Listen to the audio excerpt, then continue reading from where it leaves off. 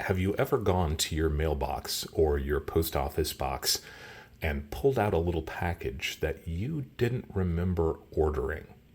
I had that happen to me yesterday, and I thought I'd make a video about it because I thought it was pretty funny. Hi, everybody. My name is White Cross. I want to thank you for being with me here today. If you are new to my channel, thank you for stopping by. I hope you'll be entertained as well as informed. If you are one of my returning subscribers, thank you guys as always for being with me here as my journey goes deeper into coins and precious metals.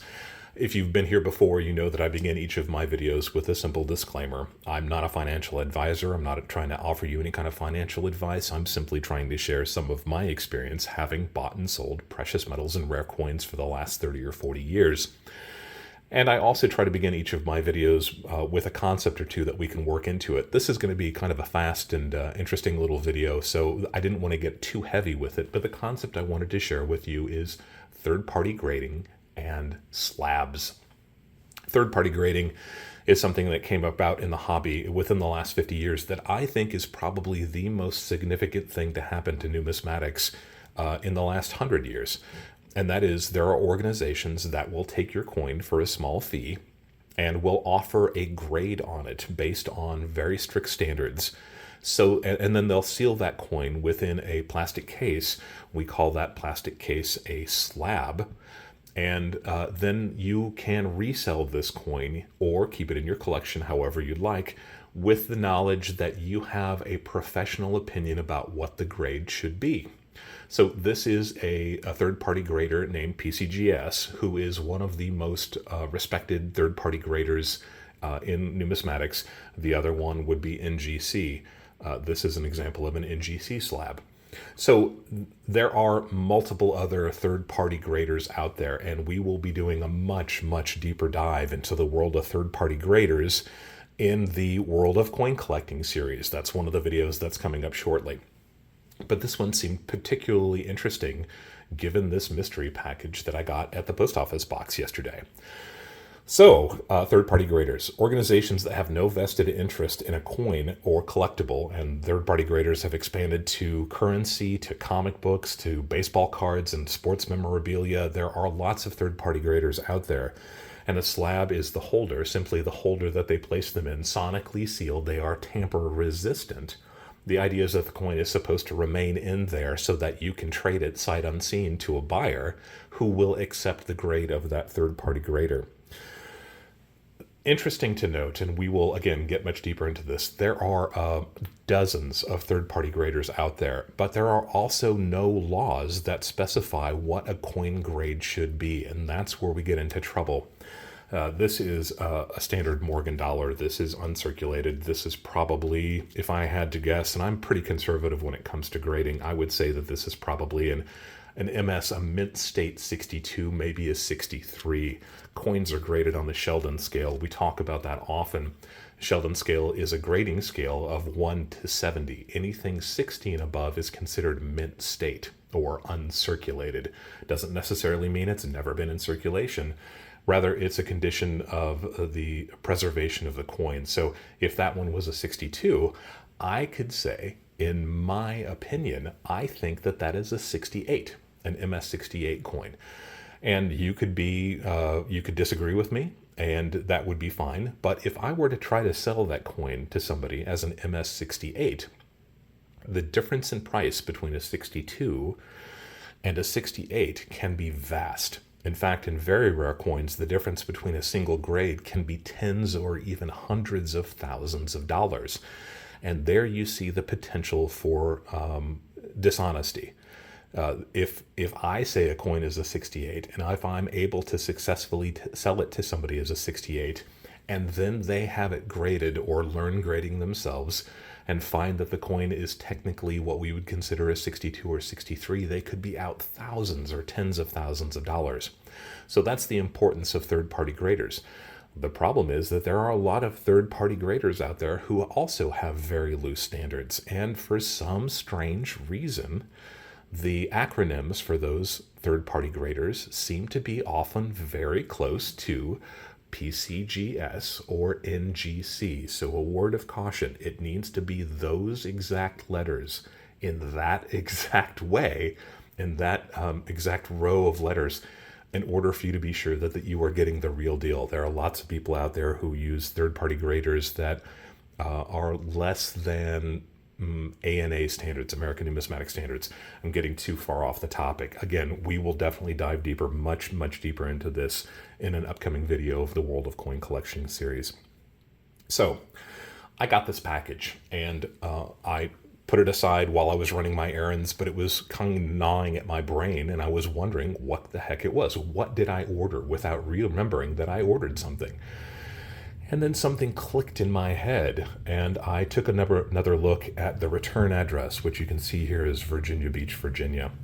And that kind of flicked on a light in my brain, and I remembered that there is a potential upcoming new grading service. And its initials, its letters, will also be familiar to people who are familiar with coins. And what I have laid out before you is a series of coins. If you saw these three pieces, you'll notice that there is something unusual about all three of those. They each have a little sticker on them up here in the upper right-hand side. And I think that's what this might be. So let's go ahead and do an unboxing here, and I'm gonna take a look and see if this is what I think it is, and if it is, we might have something kind of interesting here. Are you ready? You ready for it? Here we go. This is a brand new grading company from a familiar name in numismatics. This is a sample slab from CAC. What is CAC? CAC is Certified Acceptance Corporation. And I assure you, I'm not getting any kind of revenue from them. This is not any kind of special promotion. They didn't pay me to do this. I am a member of CAC, and that allows me to submit coins to them directly. There are very few of us. I think there are about 3,000 people in the United States who can submit coins directly to Certified Acceptance Corporation, and I am one of them. But I had completely forgotten that they were doing this. I got an email a few months ago, a month and a half ago, saying that they would be sending these out to some of their better dealers. And I am small fish compared to a lot of people out there. I send in things to CAC maybe once a year, probably not even that often. But this is a little bit unexpected, and I am really thrilled to get this. This is a sample slab. That is a specially designed slab from a company that is a third-party grader who is trying to get the word out that they are doing something new or interesting. In this case, CAC is offering their very first actual slabbing service. Up until now, they have actually been an approval service. And it's kind of a strange differentiation there, and something that I'm going to talk about a little bit here because I suspected that's what this was. CAC was started in 2007 by a man named John Albanese, or some people call him by his Italian Albanese. But he started this service in 2007. He is a very well-known and highly regarded coin dealer. And he realized that coins often receive kind of a back of the napkin, hush-hush kind of designation by dealers, especially very nice coins. They either call them an A, B, or C for the grade. So, for example, if PCGS had graded this coin an MS63, which in fact they had, some dealers would say, it's an MS63, but it's got kind of a weird tone on it, or it's got a few bag marks in strange places. So there are very, very technical aspects to what makes a coin a particular grade. And even if you are a very strict coin grader like PCGS is, sometimes some coins are better than others. So those dealers might say that that is an A grade for its grade, or an A quality for its grade, or maybe it's a B quality, a little bit nicer than the average piece, but not spectacular. In this case, I thought this piece was actually a spectacular piece. We'll talk a little bit about it later. Or sometimes they may take a look at a coin and say, you know what? Sure, it's a 63, but it's a bit of a dog. It's just got some undesirable marks here and there. It's got some weird toning here and there. There might be a rim ding here or there. Something about it makes it average, or maybe even a little bit less than average. And what CAC did was to, and we call it CAC in some parts of the country, we'll call it CAC. I believe that they wanted to have it called CAC but I'm used to calling it CAC, so that's what I'll call it here in this video.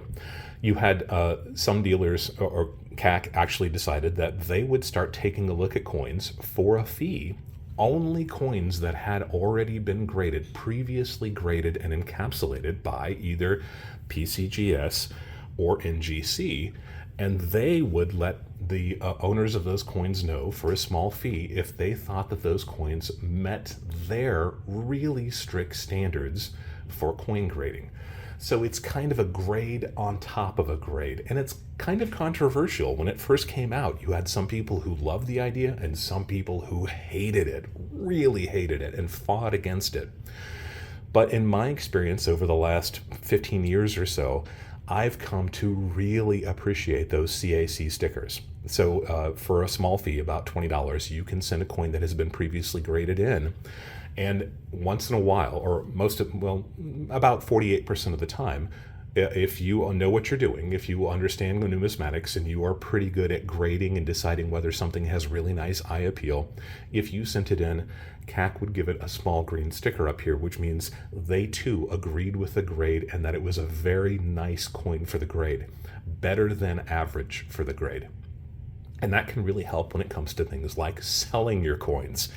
If you have a rare coin like this 1921 peace dollar, and it's in a rare grade like MS63, if you're able to get CAC to agree with that grade, it can increase the price often a lot. I mean, we're talking 20, 30, 40% greater than a coin that has not received that sticker. So there has been a mad rush to get these stickers. Now, CAC is quite conservative, and they don't give the sticker to every coin. As I said before, I think their statistics show that they only give the CAC sticker to about 48% of the coins that are submitted. But keep in mind that there are costs associated with getting their opinion, their approval of the coin. So if it's $20 to have their approval, but you also have to pay for shipping and handling there and back, the cost per coin can be $25, $35, $45, sometimes even more than that. And more expensive coins do cost a little bit more to have graded. So you need to be very sure, or pretty sure at least, that the coins that you are submitting to CAC are worth an extra $40, $50 plus your time to ship them there and back. And that means that those coins are already pre-screened by the people who are sending them in, who tend to be very knowledgeable dealers or pretty knowledgeable coin collectors like I am. And we only submit the coins that we think have a very good chance of receiving that sticker. So those coins are already pre-screened, and then only half of those coins, or even less than half of those coins, receive that CAC sticker. So you can start to see just how valuable that sticker can be. If you are observing these pieces while I'm droning on and on, you'll notice that one of them has a small gold sticker, and that's this piece here. So this is a 1936 San Diego commemorative $50, and this is a very early slab. This is PCGS's earliest slab. Sometimes we call it a rattler because the coin can shake around inside. This coin I submitted to CAC many years ago, and it came back not with just a green sticker, but with a gold sticker. The gold sticker means that in CAC's opinion, that coin is just not exceptional for the grade that PCGS gave it, but they feel like it is at least one grade higher than the grade assigned by PCGS. In fact, it could be as many as 2 or 3 or 4 grades higher. So while this is a 64, CAC feels that it is at least a 65, and it could be a 66, 67. They don't specify exactly. The only guidance that they really give you is to tell you that in their opinion, in the next grade up, that would be a 65 for this coin would still get at least a green sticker. So it would still be exceptional, even one grade higher than the grade on the holder. An interesting phenomenon, and it's a very esoteric and difficult thing to understand. Sometimes you might wonder why the heck anybody would do this. It really is to make sure that your coins are the best coins that you can get. As a collector, if you see an MS66 1881S silver dollar, it's not a particularly rare coin, but there are examples out there that are technically 66s that may not have the eye appeal of this monster. So I submitted this one to CAC, and they agreed. For a 66, this is an exceptional coin. They gave this a green sticker. I actually tried to get this. I thought this had at least the potential of getting a gold sticker. PCG or CAC has only given a small handful, I think fewer than 5, maybe only 1 or 2, 1921 piece dollars, a gold sticker. That would be a rare bird indeed. So CAC announced recently that instead of just reviewing PCGS and NGC slabs, they would actually start encapsulating coins themselves. And this is a really interesting turnabout for the entire world of numismatics. I think it's going to be successful. There are some benefits to doing this. For example, if you bought a coin raw, that's what we call a coin that has never been graded before, and you sent it to NGC or PCGS, you would have to pay shipping their grading fees, which are generally around $30 per coin, maybe on average. And then you'd have to pay shipping fees back. And that's assuming that PCGS or NGC felt the coin was worthy of being encapsulated in a slab. Sometimes the coin has been artificially toned or harshly cleaned. Sometimes the coin is counterfeit. So you're taking a little bit of a gamble, but you're also spending that $30 for the encapsulation and grading, but also shipping and insurance there, shipping and insurance back. And then if you felt the coin was exceptional and you really wanted to make sure that you had the very finest coins out there, whether or not you're going to keep them or sell them, you might send those pieces to CAC. Or if you're not a member of CAC like I am, you might have to send them to a dealer who is, and then that dealer would have to send them to CAC, and then the CAC would grade them and look at them and decide whether or not they were worthy of getting a sticker. And then you would have to pay for that, and then pay for the shipping back to your dealer, and then your dealer would pay to ship it back to you. You can see these expenses really start to pile up. So that's one of the reasons that CAC has decided to start encapsulating themselves and kind of sidestep that entire process of shipping and shipping and shipping and shipping. There are some interesting features about these slabs, and because I thought that this is probably what this was, I looked up a little bit just to be sure. So 2023, they're going to start doing this. Their standards are supposed to be quite high. We'll see what the market thinks about them. You don't have to ship it to a third-party grader and then ship it to CAC and then have it returned, so that's a big benefit. There are companies that are already kind of doing that for you, like Great Collections and Auction House. I've never used Great Collections before, but I like the idea. You send the coin to them, they get it graded, and then they possibly get it graded by CAC also. It saves you a lot of steps, but it doesn't really cut down on those steps. It's just you don't have to be involved in them. The features of this slab are that it's designed to fit within the same boxes that PCGS holders fit in, so they should be very similar standards in terms of shapes and size. This one might be a little bit thicker because PCGS has changed its slab. This is an older slab.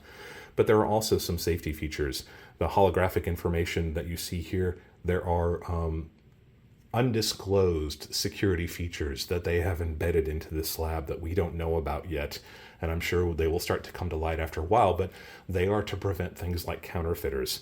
And then there's this barcode here, or this QR code that you can actually scan and see all the information about this particular coin. You can find this out.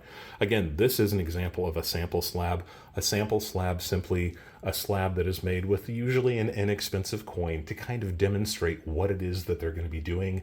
They hand these out.